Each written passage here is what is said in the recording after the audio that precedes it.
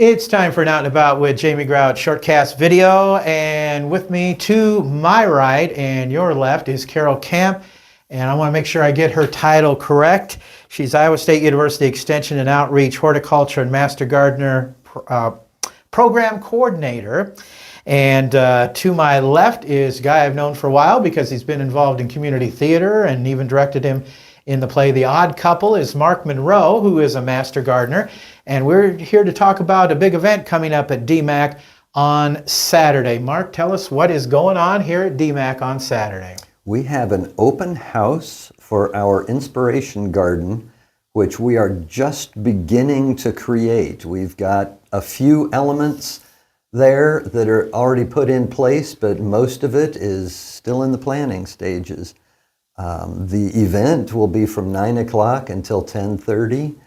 We'll have refreshments. We'll have lots of master gardeners there to tell you what we're doing and what we're planning. It's called the Inspiration Garden, and tell us about the vision for the garden and what inspired the project. Well, the project was inspired by the master gardeners who had been doing a vegetable donation garden for some time, but thought that perhaps we could do the land around the garden into a flower garden as an inspiration for the people of Jasper County. So what makes the garden special for the DMAC Newton campus anyway? Because I see it's growing, there's quite a bit of flora out there. Right. Well, it's going to be a beautiful destination for downtown Newton, not that far from downtown, with various different gardens, from a rose garden to a children's garden, turf grass garden, etc., that people can wander through and either just enjoy or learn and be inspired to do at their own house.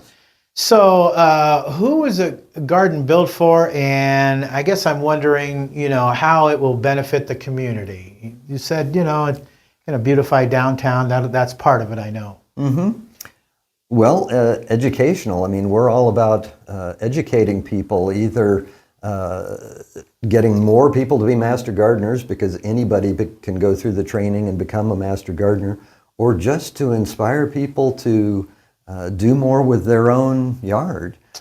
Okay. And how far along is the project right now? Well, we've got a lot of infrastructure in place, buildings and gazebo and whatnot. But we're now raising the money to actually get the gardens put in and the paths put in for the garden. So we've put in a few gardens. The rose garden has started. The ground cover or steppable garden has been started. But many of them are still just grass and still just on our diagrams. Well, Carol, I'm going to turn to you. What challenges have you faced in bringing this vision to fruition? Well, one of the challenges I think that every project faces is funding. And we had some local donors who really stepped up and believed in what we were doing and helped us with some of the infrastructure. So we have a greenhouse to help us. We use that to help us raise money with our plant sales. They donated, we had a vegetable garden, and we were washing the produce in the driveway of the old dilapidated garage that was there. And one of the donors pulled up and said, well, this will never do.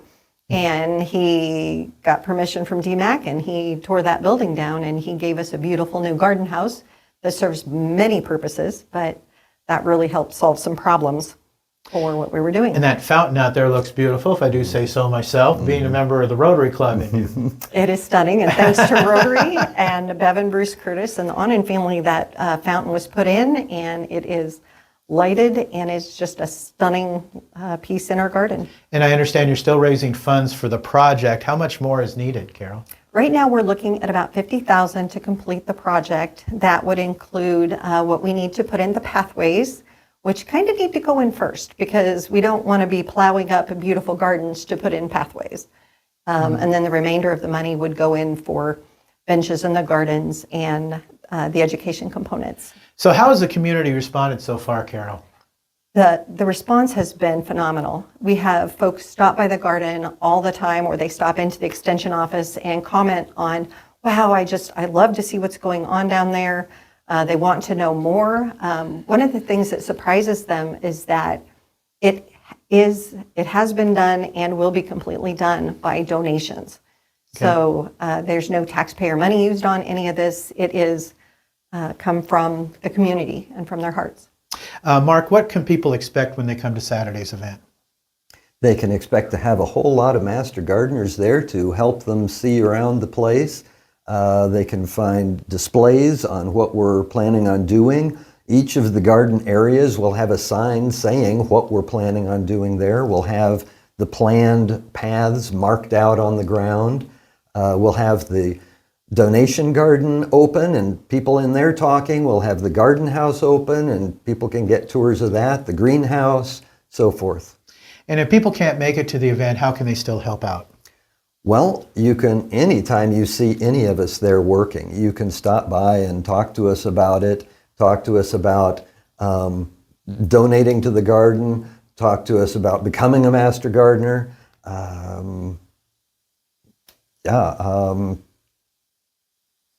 That's what comes to mind. Okay, no, that's fine. That's great. Okay, Saturday from 9 to 10:30. Yes. Okay, come on out. You'll see some people here at DMAC. It's looking beautiful, and you'll see all the different gardens, and they're going to expand it and make it even better. So come on out and support all these wonderful people and the Master Gardener, and find out about the Master Gardener program. I knew nothing about it, but Carol and Mark can tell you all about it. They'll be here too on Saturday from 9 to 10:30. Our interview guests have been Mark Monroe and Carol Camp, and that's going to wrap it up for this edition of Out and About with Jamie Grout Shortcast video. Till next time, Grout is out. See ya.